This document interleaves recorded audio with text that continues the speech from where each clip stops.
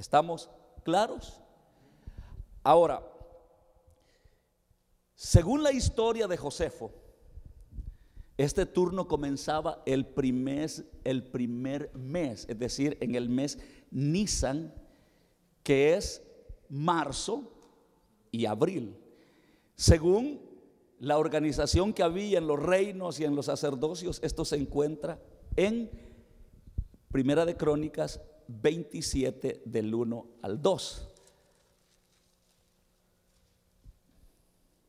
Dice: estos son los principales de los hijos de Israel, jefes de las familias, jefes de millares y de centenas, y oficiales que servían al rey en los negocios y las divisiones que entraban y salían cada mes durante todo el año, siendo cada división de 24,000. Sobre la primera división del primer mes, aquí aparece, ¿cuál es el primer mes en Israel?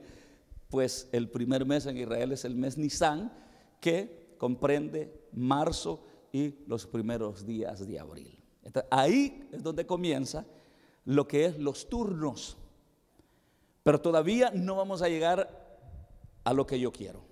Ahora, después de 6 meses, porque ahí terminaban los turnos de 24, volvían a repetirse una vez más. Eso significa que cada sacerdote o cada grupo de sacerdotes servían 2 veces al año. Ahora, para volverse a repetir, no cada 6 meses, y volvía otra vez el curso, el turno. En ese entonces, 3 semanas al año servían todos los sacerdotes juntos. ¿Por qué razón? Porque estaba la fiesta del Pentecostés, la fiesta la fiesta de la Pascua, la fiesta de Pentecostés y la fiesta de los tabernáculos. Estas 3 fiestas, todos los sacerdotes se unían. ¿Y por qué razón se unían? Pues porque la gente era mucha y un grupito no iba a dar abasto para atender a tanta gente, porque eso significaba estar sacrificando animales y por lo tanto eran muchísimos. Así es de que en las fiestas todos los sacerdotes se unían para prestar sus servicios. ¿Estamos claros? Ahora, con estos datos que tenemos como fundamento, podemos averiguar qué curso tenía Zacarías en el sacerdocio cuando servía. Entonces, cuando se le anunció de que iba a nacer Juan el Bautista. Según Lucas 5:13, y si puede ponerle seña allí donde estábamos, póngalo porque vamos a volver ahí. Según Lucas 1 del 5 al 13.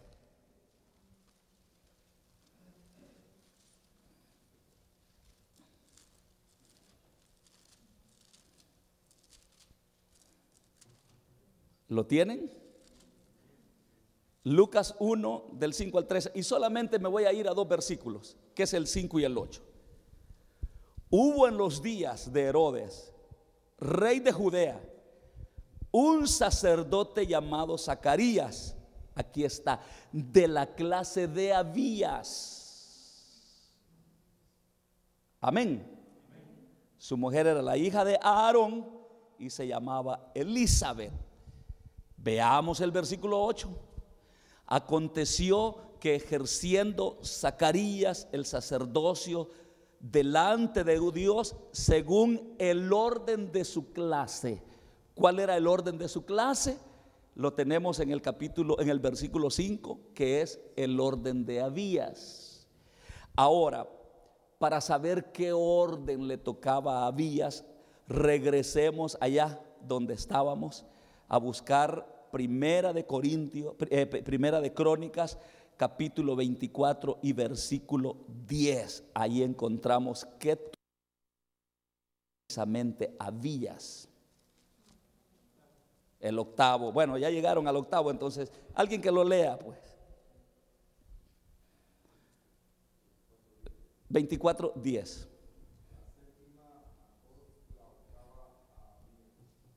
Ok, octava.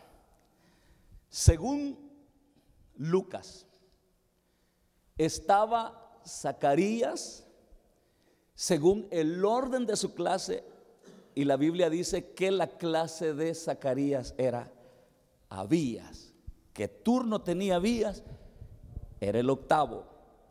¿Cuál es el octavo? Entonces llegamos a lo que es el mes de Iyar y Sivan. O sea, estamos hablando del 1 al 8 de junio según el calendario judío. Ahora,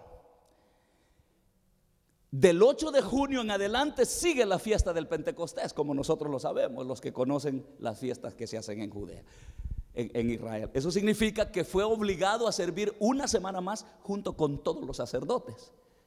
Entonces, si el octavo turno es del 1 al 8 de junio, más una semana, llegamos aproximadamente al 15 de junio. Ahora, si nosotros vemos, llegamos al 15 de junio, la Biblia dice que cuando terminó su turno se fue a su casa, según Lucas 1, 23, 24. Y fue ahí donde consiguió Elizabeth, su mujer, al varoncito Juan el Bautista. Busque Lucas 1, 23, 24. ¿Qué dice Lucas 1 del 23 al 24? Dice: después de aquellos días, ¿cuáles días? Cuando terminó su ministerio. Después de aquellos días, su mujer Elizabeth concibió y se recluyó en su casa por 5 meses diciendo: así ha hecho conmigo el Señor. Es decir, que cuando terminó el 15 de junio su ministerio, caminó 30 millas, llegó a su casa, se ayuntó a su mujer, se unió a su mujer, ella concibió, como dice la Biblia. Entonces quiere decir que ella quedó embarazada entre el 5, el 6, 7 de junio. Sí, porque si llegamos al 15 de junio y luego él salió el 15 de junio a su casa, donde dice concibió su mujer, entonces estamos hablando del 16, 17 más o menos que Elizabeth quedó embarazada. Vaya, haga la cuenta 9 meses después, ¿a dónde usted llega? Marzo. Eso significa que Juan nació en marzo, que es primavera. Jesucristo es 6 meses menor que Juan el Bautista. Es decir, que cuando Jesús nació, Juan tenía 6 meses de nacido. Ahora, si Juan nació en marzo, póngale 6 meses después a la edad de Jesús. Entonces, tenemos la fecha aproximada cuando nuestro Señor Jesucristo nació. Nuestro Señor Jesucristo ni por el 25 de diciembre. Entonces, no sé si ustedes están convencidos a la luz de la Biblia o les queda alguna duda que Jesucristo nació el 25 de diciembre. Entonces, ¿por qué la iglesia cristiana, que es columna y baluarte de la verdad, apoya que Jesucristo nació el 25 de diciembre y celebramos la Navidad? ¿Por qué? ¿Perdón? Exacto. Aquí hay una historia. Y volvemos. Como el pueblo, la idea de Satanás es mezclar lo pagano con lo cristiano. Y no lo logró. Hasta en el siglo III, a través de la conversión supuestamente de Constantino, que deja mucho que desear su conversión. Constantino se convirtió antes de una batalla, supuestamente, en el año 312 antes de Cristo, o 312 antes de Cristo. Este hombre dice que tuvo una supuesta revelación, vio en el cielo un signo que, por cierto, la Iglesia Católica lo mantiene, que es una P con una X. No sé si lo han visto alguna vez, pero ese signo significa in hoc signo vincens, que quiere decir: con este signo vencerás. Entonces él mandó a pintar todos sus escudos de sus guerreros, e incluso los cristianos lo apoyaron y le pusieron ese signo, y en efecto ganó la batalla. Y cuando él ganó la batalla, el Imperio Romano perseguía de una manera tan cruel a los cristianos, que es la época cuando los cristianos se tenían que meter a las catacumbas. Cuando Constantino ganó la batalla y se sentó como emperador, él proclamó que la iglesia o la religión del imperio iba a ser el cristianismo.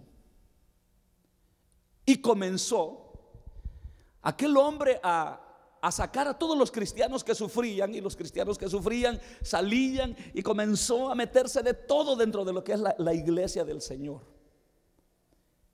Este hombre, en cierta oportunidad, su reino estaba amenazado, porque los cristianos se peleaban con los paganos, y habían dos divisiones, y querían los paganos darle golpe de estado al emperador, porque él estaba en favor de los cristianos. Entonces, ¿qué hizo Constantino?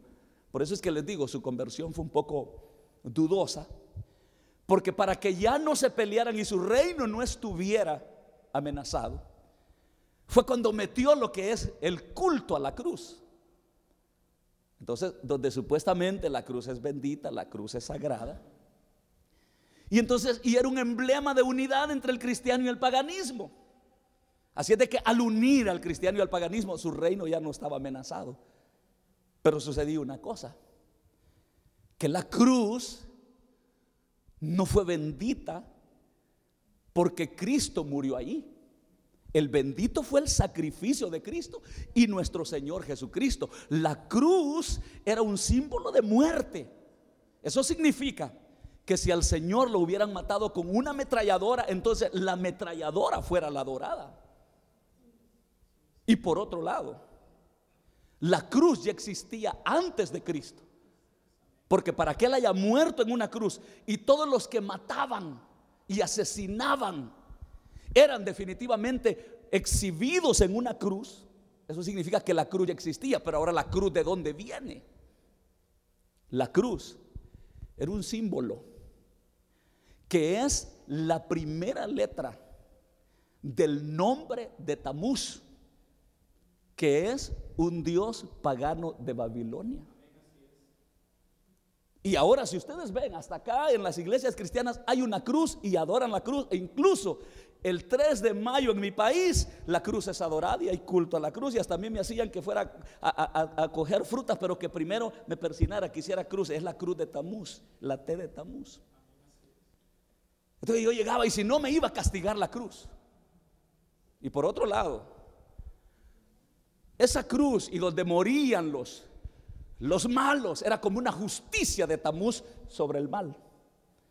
Cuando Cristo murió, Satanás quiso como mostrar que el Mesías falso, que es Tamuz, se había enseñoreado, porque Cristo estaba muriendo sobre la T del primer nombre de Tamuz.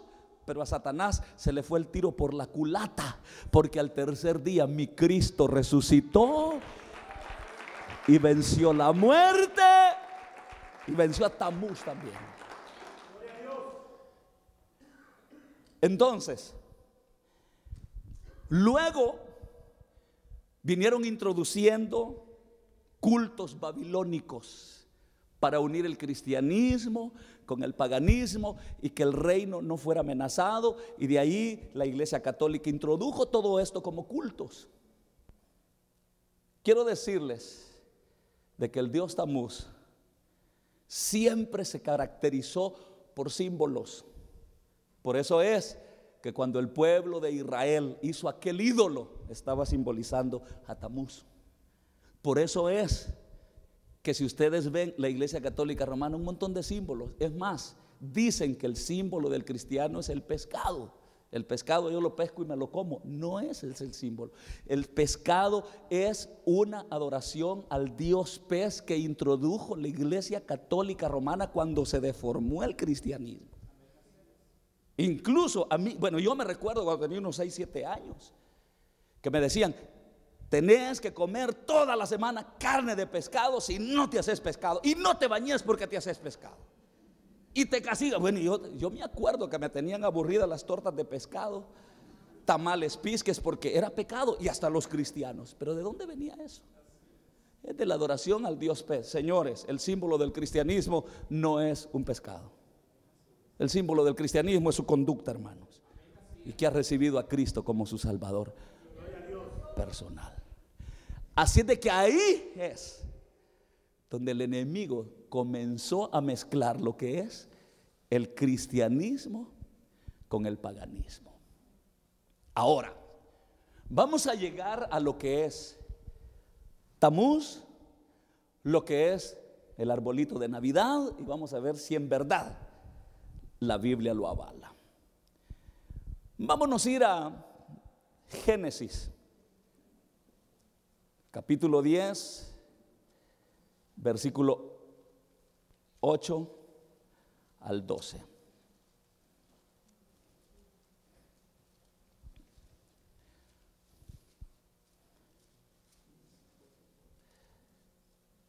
Capítulo 8, del 10 al 12. ¿Lo tienen? Dice: y Cus engendró a Nimrod, quien llegó a ser el primer poderoso en la tierra. Este fue vigoroso cazador delante de Jehová, por lo cual se dice: así mismo Nimrod, vigoroso cazador delante de Jehová.